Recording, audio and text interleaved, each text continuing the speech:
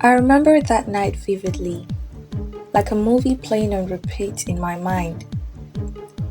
The moment it all changed.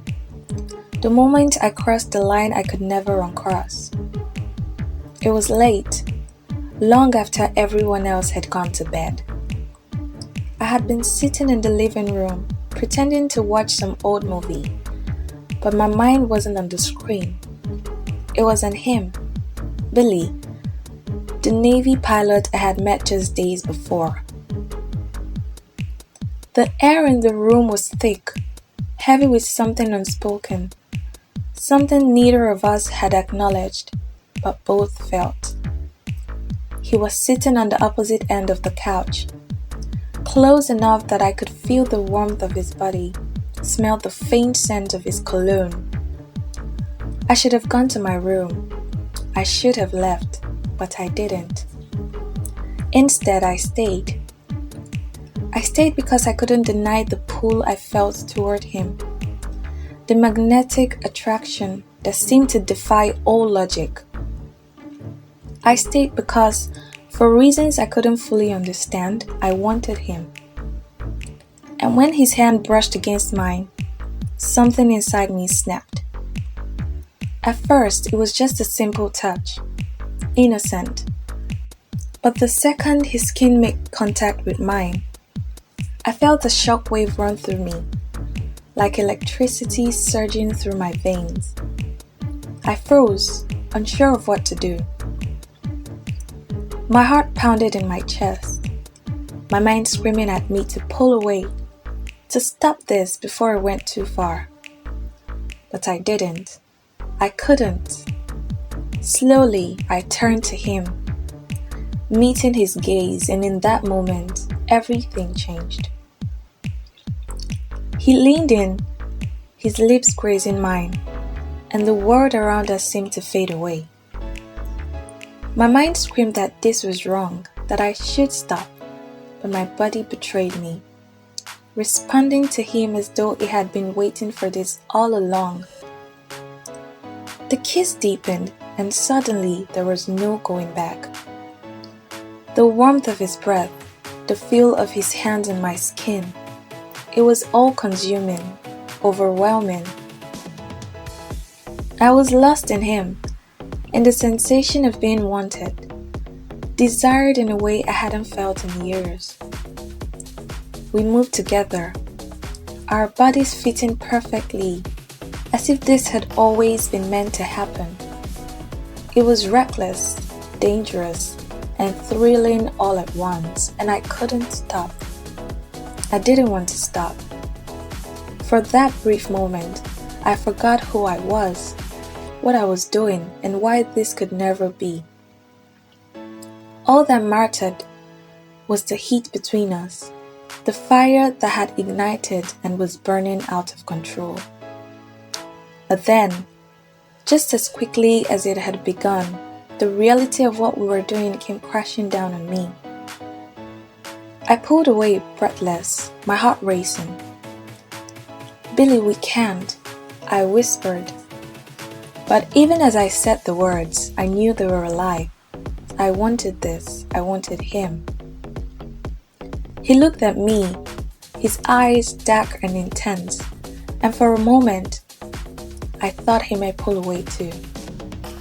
But then he reached for me again, pulling me back into his arms.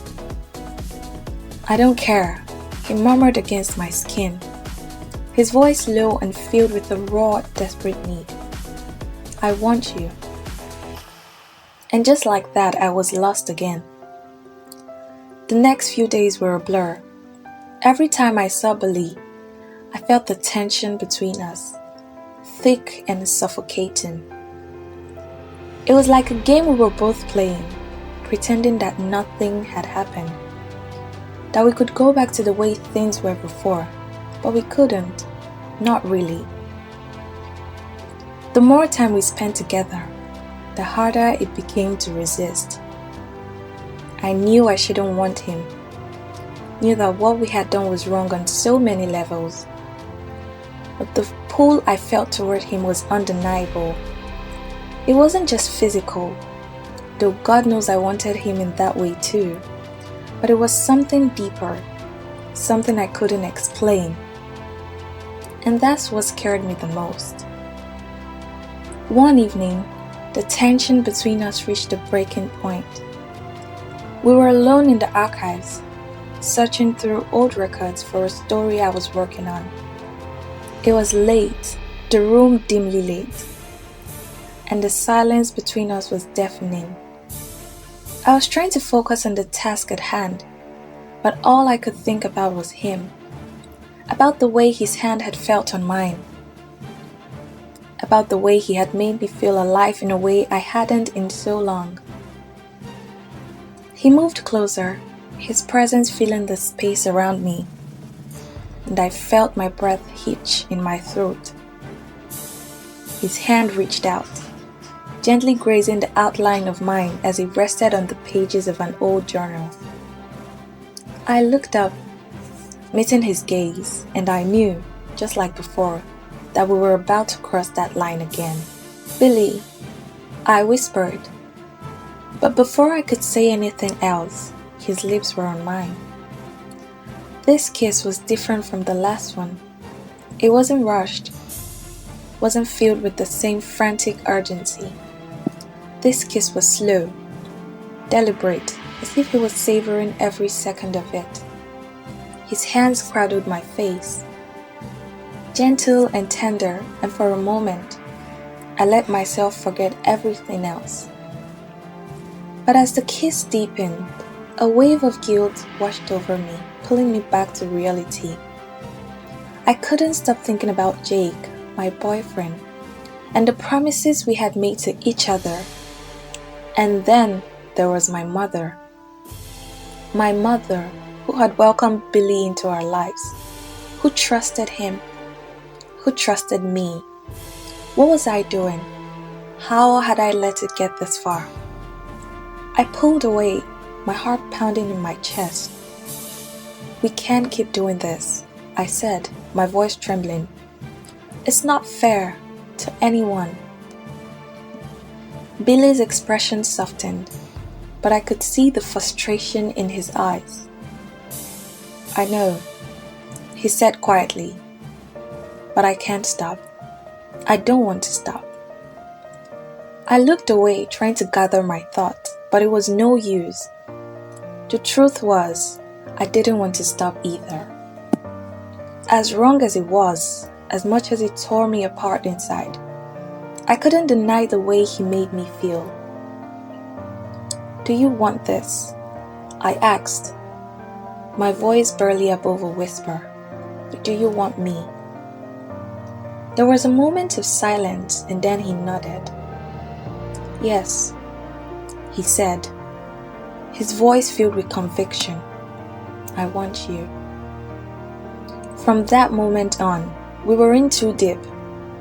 The secrecy, the stolen moment, the constant push and pull between desire and guilt.